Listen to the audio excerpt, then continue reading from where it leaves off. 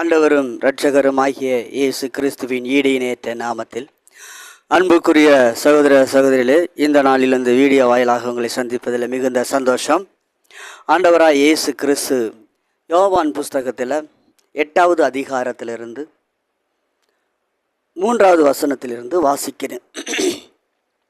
அப்பொழுது விபச்சாரத்தில் கண்டுபிடிக்கப்பட்ட ஒரு ஸ்திரீயை வேதபாரகரும் பரிசேயரும்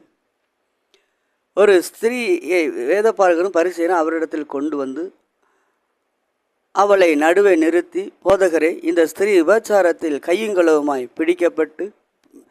பிடிக்கப்பட்டால் இப்படிப்பட்டவர்களை கல்லெறிந்து கொள்ள வேண்டும் என்று மோசே நியாயப்பிரமாணத்தில் நமக்கு கட்டளையிட்டிருக்கிறாரே, நீர் என்ன சொல்கிறீர் என்றார்கள். அவர்கள் மேல் குற்றம் சாட்டுவதற்கான காரணம் உண்டாகும்படி பொருட்டு அவரை சோதிக்கும்படி இப்படி சொன்னார்கள். இயேசுவோ குனிந்து விரலினால் தரையிலே எழுதினார். அவர்கள் ஓயாமை அவரை கேட்டுக்கொண்டு இருக்கையில் அவர் நிமிர்ந்து பார்த்து, அவர்களில் உங்களில் பாவமில்லாதவன் இவள் மேல் முதலாவது கல்லெறிய கடவுள் என்று சொல்லி அவர் மறுபடியும் குனிந்து தரையிலே எழுதினார். அவர்கள் அதை கேட்டு தங்கள் மனசாட்சியினால் கடிந்து கொள்ளப்பட்டு பெரியோரும் சிறியோரும்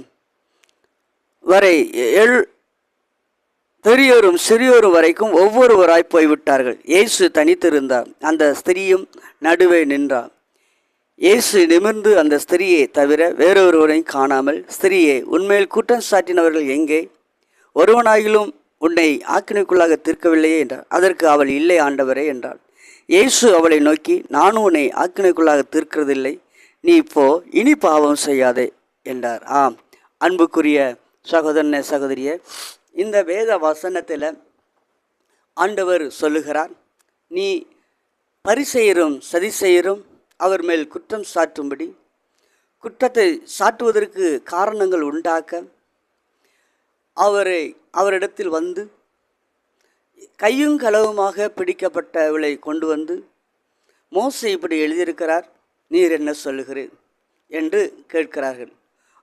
அன்புக்குரிய சகோதர சகோதரிகளே, இயேசு கிறிஸ்துவே குற்றம் சாட்டுவதற்கு ஏதுவாக ஏற்படுத்தினார்களானால் இன்றைக்கு நம்மையும் குற்றம் சாட்டுவது எவ்வளவு அதிகம். அன்புக்குரிய சகோதரனே சகோதரியே, குற்றம் சாட்டுவதற்கென்றே ஒரு கூட்டங்கள் இந்த பூமியில் இருக்கிறது. குற்றம் சாட்டுகிறதுக்கென்று பிசாசுனுடைய மனிதர்களும் தேவனுடைய பிள்ளைகளை எப்படி ஆகிலும் குற்றம் சாட்டிக்கொண்டே இருக்க வேண்டும், ஏதாவது ஒரு குற்றத்தை. இதேபோல் இந்த வீடியோவிலையும் ஒரு சில மனிதர்களை கண்டேன் குற்றம் சாட்டுவதற்கு. அவனோ குடிகாரன், குடியிலே தள்ளாடி கொண்டு முள் செடியிலே நின்று கொண்டு ஊழியர்களை குறை சொல்லி பேசி கொண்டிருக்கிறான். அதையும் லட்சக்கணக்கான மக்கள் பார்க்கிறார்கள். அன்புக்குரிய சகோதரன சகோதரியே, இப்படி தேவனுடைய பிள்ளைகளை குற்றம் சாட்டுவதற்கு ஒரு கூட்டம் இருக்கத்தான் செய்கிறது. பிசாசுடைய பிள்ளைகளும் குற்றம் சாட்டு கொண்டே இருக்கிறார்கள். ஆனால் இயேசுவோ மன்னிக்கிற தெய்வம். அவர் ஒரே ஒரு வார்த்தை சொல்லுகிறார், நீ இப்போ இனி பாவம் செய்யாதே. இயேசு சொல்லுகிறார், நீ இப்போ இனி பாவம் செய்யாதே என்று சொல்கிறார். இதை கேட்டுக்கொண்டிருக்கிற அருமையான சகோதரனே, யாருமே நியாயம் தீர்க்கவில்லையா உன்னை என்று கேட்கும் பொழுது, ஆமாம் ஐயா, யாருமே என்னை நியாயம் தீர்க்கவில்லை என்று சொல்லுகிறார். அப்படி நியாயம் தீர்க்கவில்லை என்றால் நானும் உன்னை நியாயம் தீர்ப்பதில்லை என்று சொல்லுகிறார். நம்முடைய ஆண்டவராய் இயேசு கிறிஸ்து இந்த பூமியிலே வாழ்ந்த நாட்களிலே யாரையுமே அவர் நியாயம் தீர்க்கவில்லை. ஆனால் அவளை நியாயம் தீர்ப்பதற்காக ஒரு கூட்டம் வந்து கொண்டிருந்தது. இதை கேட்டுக்கொண்டிருக்கிற அருமையான சகோதரனே, ஆண்டவர் சொல்கிறார், நீ இப்போ இனி பாவம் செய்யாதே.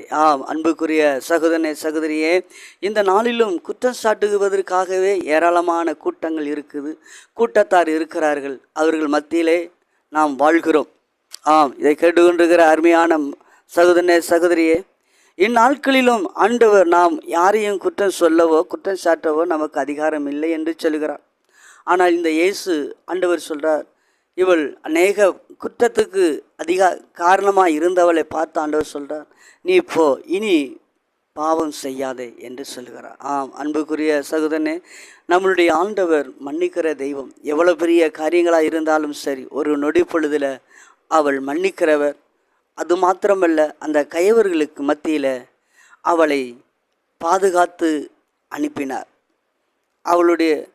அவளை உயிரையும் பாதுகாத்தார். கற்களை கொண்டு எரிந்து கொன்று விடுவோம் என்று சொன்ன அவர்கள் நடுவே ஆண்டவர் அவளை காத்து கொண்டார். ஆம், இதை கேட்டுக்கொண்டிருக்கிற அருமையான சகோதரனே, இந்த நாளிலும் ஆண்டவர் சொல்லுவது, நீ போ, இனி பாவம் செய்யாதே, இனி உனக்கு அதிக கேடான யாதையும் செய்யாதே என்று சொல்கிறார். ஆம், இந்த இயேசு கிறிஸ்து பாவங்களை மன்னிக்கிறவர் உண்மைதான். ஆனால் இந்த இயேசு கிறிஸ்துடைய வார்த்தைகளை கேட்டுக்கொண்டு மறுபடியும் நீ அவருடைய வார்த்தைக்குள், அந்த வார்த்தையில் நீ நிலைத்திராமல் பாவத்தில் வாழ்வாயானால் உனக்கு மன்னிப்பு உண்டு. ஆனால் உனக்கென்று கொடுக்கப்பட்ட கிருபைகளை இழந்து விடுவாய். ஆம் அன்புக்குரிய சகோதரனே, சகோதரியே, இந்த நாளிலும் நான் உனக்காக ஜெபிக்கிறேன். இந்த ஆண்டவராய் இயேசு உன்னை நேசிக்கிறவராக இருக்கிறார். இப்பொழுதும் உனக்காக நான் ஜெபிக்கிறேன்.